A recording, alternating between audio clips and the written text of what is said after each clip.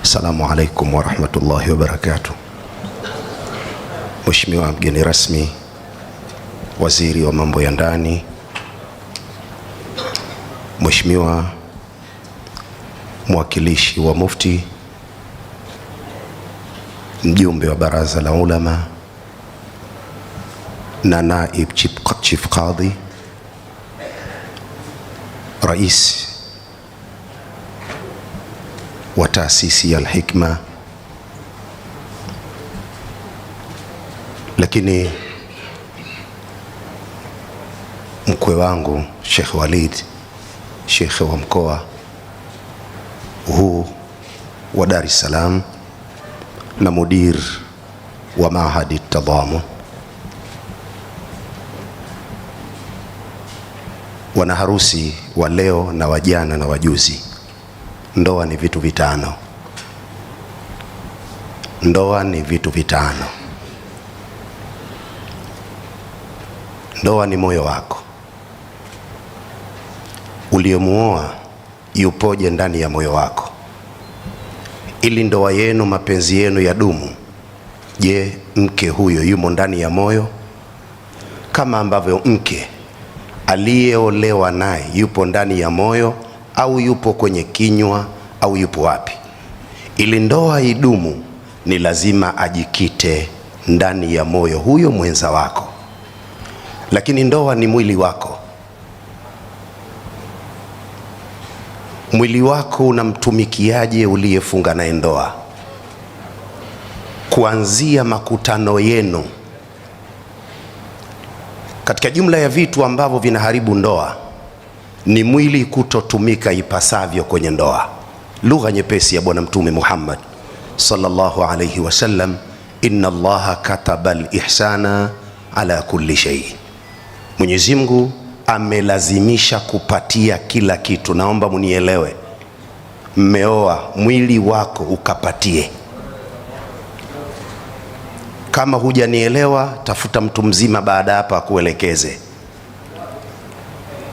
Mwili kama haujatumika vizuri kwenye ndoa, ndoa hiyo itaparalyze. Lakini ndoa ni ulimi wako. Namna gani maneno unayoyasema kwa mkeo? Mtu mmoja alisema, kalmus lisani anka min kalmis sinani. Kalmul lisani anka min kalmis sinani. Jeraha la ulimi laumiza zaidi kuliko jeraha la mkuki. Hakikisha ndoa yako inakusababishia kila siku uwe msanii wa maneno. Mara nyingi huwa nasema, mwanamke hakuna kitu anachokipenda kama kusifiwa. Mwanamume ukipenda kusifiwa, tutakutilia mashaka. Tabia ya kupenda sifa ni ya mwanamke, na mwanamke usipomsifu haamini yupo na wewe.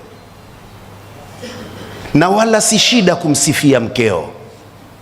Hebu jaribu kutengeneza mistari, msifie mwili wake, msifie macho yake, msifie maneno yake, msifie na msifie, lakini si mbele za watu. Unapokuwa naye, ulimi wako uwe ni chachu na chanzo cha kutunza ndoa yako. Bahati nzuri, mara nyingi huwa ninasema, katika wengi waliosema hapa, mimi mwenyeji zaidi kwenye ndoa. Huu ni mwaka wa 34 mimi nipo kwenye ndoa. Sio wajana, sio wajuzi. Ndoa naijua vizuri, na miaka 34 nipo kwenye ndoa. Kwa hiyo mimi ndoa naijua miguu yote miwili. Hakuna kitu bora kama ulimi wako. Lakini pia ndoa ni akili yako. Ni namna gani unatafakari katika kuboresha ndoa yako, upande wa maneno na matendo. Nini unachomfanyia mkeo? Nini unachomwambia mkeo? Uwe ni usanii unaoundwa na akili yako. Kwa nini tunaambiwa wazee wetu? Sheikh Nuruddin amesema baba zetu na mama zetu walivumiliana mno mpaka matokeo yake wamezikana. Sisi sasa, wao wamefanya ya kwao, sisi tunabuni vipi? Niliwahi kusema siku moja, nunua hata ndizi hata epo, lihifadhi, mpelekee mkeo zawadi. Hivi vizawadi hivi vinamfanya mwanamke akuonewa. Maana kuna wanawake leo wameolewa hajawahi kuletewa zawadi na waume zao mpaka leo, na dume yupo kauzu, hana mpango wa kupeleka zawadi kwa mkewe. Sasa wewe ukiwa mbabe, nenda kalinde uwanja wa Taifa, watu wasiingie bure mpirani, sio kwenye ndoa. Ndoa inahitaji ulaini. Ndio ile aya aliisoma mmoja hapa, an khalaqa lakum min anfusikum azwajan, ile aya 21 surati Rum, ile waja'ala bainakum mawaddatan wa rahma. Nini rahma? riqatun fil qalbi tahtadhi tafaddula wal ihsan. Kwa hiyo nakuombeni sana akili, kuwa mbunifu. Sio kitu kidogo kwa mama mkwe, kitu kidogo kwa mama mkwe, kitu kidogo kwa baba mkwe, unaonekana mwanamume wewe una hila, una tatizo. Mambo mengine komaa, kuwa mbunifu. Babangu walikuwa wanasema, Waswahili wanasema mvumilivu ula mbivu, lakini babangu walikuwa wanasema mmoja akiwa moto basi wewe kuwa maji. Sio kila kitu cha kubishana, alafu mwanamume ashindani na mwanamke. Mwanamke anazoza na wewe unazoza. Na kuombeni sana akili. Lakini 5, ndoa ni masikio. Kipi unakisikia kuhusu mkeo, na mke kipi anakisikia kuhusu mumewe? Masikio haya mawili ukiyafungua vibaya bila ya kuyachanganya na kilichomo moyoni na akilini, kila unachokisikia unakifanyia kazi, maisha yamekushinda. Na hasa Dar es Salaam, rudi kwenu. Dar es Salaam unatakiwa uwe na masikio, lakini sometime jifanye kama usikii. Kwa hiyo masikio yenu, wanandoa wa leo, kuweni makini sana. Mwisho mtu mmoja alisema, innama dunya ta'amun wa sharabun wa manamun fa idha ma fata hadha fa ala dunya salam. Dunia hasa ni mambo matatu: ule unachokitaka na unywe unachokitaka, na sio ule ulichokipata. Kuna wengine wanakula walichopata, wanaamu ya biriani wanadondoka kwenye ugali na bamia, alafu wanalisifia bamia. Bamia haliwezi kuwa tamu mjomba, ni kufeli tu. Hata kama Dr. Janabi anatuhimiza tule bamia, ni kufeli. Bamia haliwezi kuwa tamu. Watu wanasifia matembele. Shekhe, mboga gani ya hivi? Nani anachaka kuona matembele yanawiva? Sasa dunia, ule unachotaka, unywe unachotaka. Sikiliza, mtaalamu anasema wa manamun, kafumba kitu hapo, na ndoa. Yani ile la kwanza na la pili achana, anasema ili la tatu sasa, fa idha ma fata hadha fa ala dunya salam. Kijana akilikosa ili la tatu, ili haupo duniani, we bye bye.